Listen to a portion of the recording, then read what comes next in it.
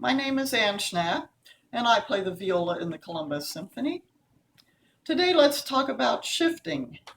Shifting on the viola is moving your hand from first position up to somewhere higher on a string, so you can play different notes. And this is so all the notes will be on the same string, or so it fits in a pattern. For example, the upper octave of the G scale fits very nicely in third position. So how do we slide? Let's start with the basics today.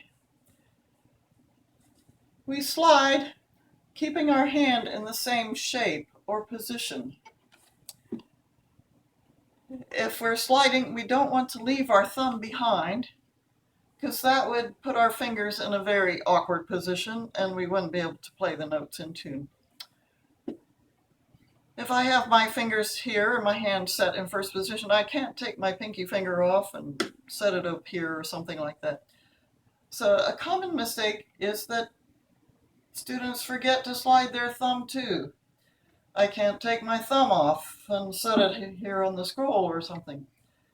So make sure your thumb slides along with the rest of your hand. So to start out, let's put 3 fingers lightly on the D string and just slide up and down. Keep the pressure light for your fingers so you can slide easily. And you can do short ones or medium length ones or really far ones, but see how my thumb is going too. All right. So today let's focus on shifts that go from first position to third position. When we slide, we should always make sure that one or more fingers stays in light contact with the string as I slide. I'm not going to pick up my first finger from playing the first finger note in first position and then lift it and place it again once I've slid up to third position, because it could come out like this with an extra open string in there. So we keep it. And if we hear a little bit of that sound on the way up, that's all right. In fact, sometimes we can make shifts be more expressive in the music when we do that. But that's a little bit more advanced. So when we slide up or shift up, we go from E to G in third position and back. It's important to practice the downward shifts as well as the upward shifts. Another good way to practice is with a little more pressure so you can hear it. I call them slimy shifts. You can hear right when you get to the note. And that's another good question. How do we know how far to go? So we want to measure our shift. I'm always telling my students, measure your shift. Think about how far I'm going. There are several different ways to think of that, images you can have in your mind. One is how many inches, how far from your first finger to your third finger. No, you don't need to get a ruler out and lay it down there and see. Just estimate. You could look if you want or not. But what does it feel like? You're pretty familiar with inches. To me, it feels like 1.5 inches. Another way we could think is if you lined up paper clips the long way, the normal size of paper clips, end to end, from E up to G, how many paper clips would it be? Again, I think 1.5. Or another image is dimes. That's the smallest type of coin.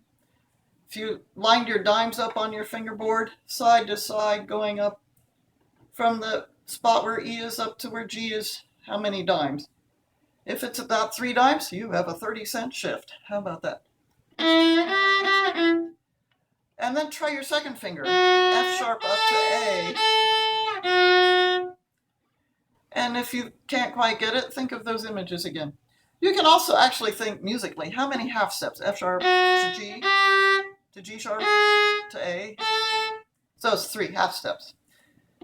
That's a way I often think of the interval. That's a minor third, or F sharp up to C sharp up to fifth position, a fifth, a perfect fifth, if you're familiar with the intervals. So we do need to measure our shifts all the time. And what note, from what note we're going to what note we're going to. A good book for shifts is one I used when I was growing up, Introducing the Positions by Harvey Whistler, and I still use it with my private students. For the viola, the first volume has third and half positions, and the second volume is green, covers second, fourth, and fifth positions. And there are many shifting exercises themselves, just for getting the shifting going in those books, as well as etudes, short one-line exercises, and longer etudes, and actual pieces, musical compositions, for practicing shifting through the music. Hope you enjoyed it. Practice these things, and maybe I'll see you again in another video after this.